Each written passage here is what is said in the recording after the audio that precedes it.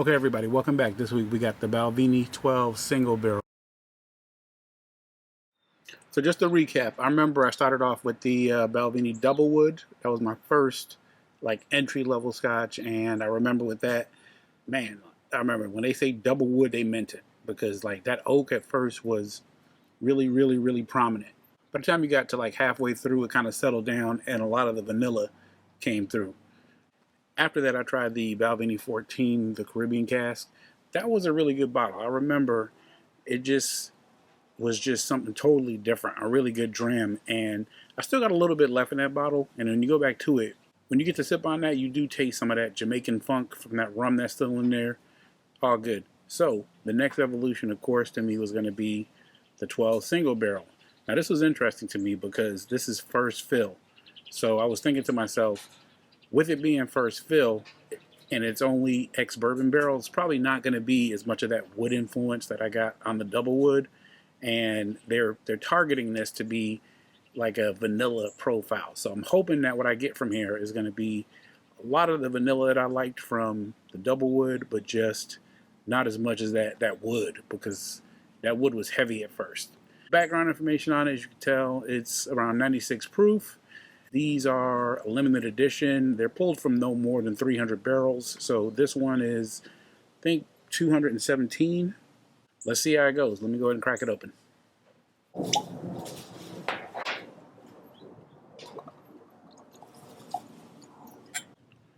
Okay, so color-wise, man, this is very lightly colored. I'm sure if that's going to come up. 96 proof, non-chill filtered. All right, well, let's go ahead and see what we got for the nose. For the nose, I would say light fruits. Not as spicy as the double wood. And again, that was not spicy at all, but this is more fruity. Pears, apples, things like that. Not a lot of wood, not a lot of spice. And on second thought, I am seeing just a little bit of legs on here. So maybe just needed to swirl around in here a little bit. All right, going in for the taste. Cheers. So the first thing that I'm getting off of here that I noticed is the body. When you put it on the palate, that non-chill filtered part comes through. You get the body on here. The fruit. Fruit forward. I'm not getting a lot of vanilla on here. I'm actually getting more of that bourbon barrel spice off the neck pour. A little bit of viscosity. Delicious. Nicely balanced fruits. A little bit of spice at the very end. Finish, quick. Doesn't stick around at all. 96 proof, so it's not going to punch that hard. Let me go ahead and have one more sip here. Yeah. All right. So let's go ahead and wrap this up. So what I can tell you is, presentation is nice. You're talking around $100 for this. Limited edition, out of no more than 300 bottles. On the nose, fruit. On the palate, you get some of the viscosity and you get that barrel spice. This is, again, off the neck pour. I'm not getting a lot of heavy vanilla.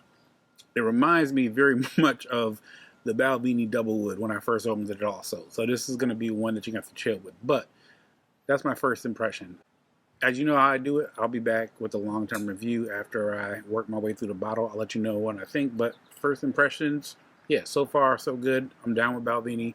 Questlove from the roots. They have a nice web series going for that, trying to bring in more people of color into the brand. So hey, I'm responding, buying more Balvenie. $100. Hey, you know, it's definitely up there, but next time I'll give you my long-term review. Thanks for watching. Dark Spirits.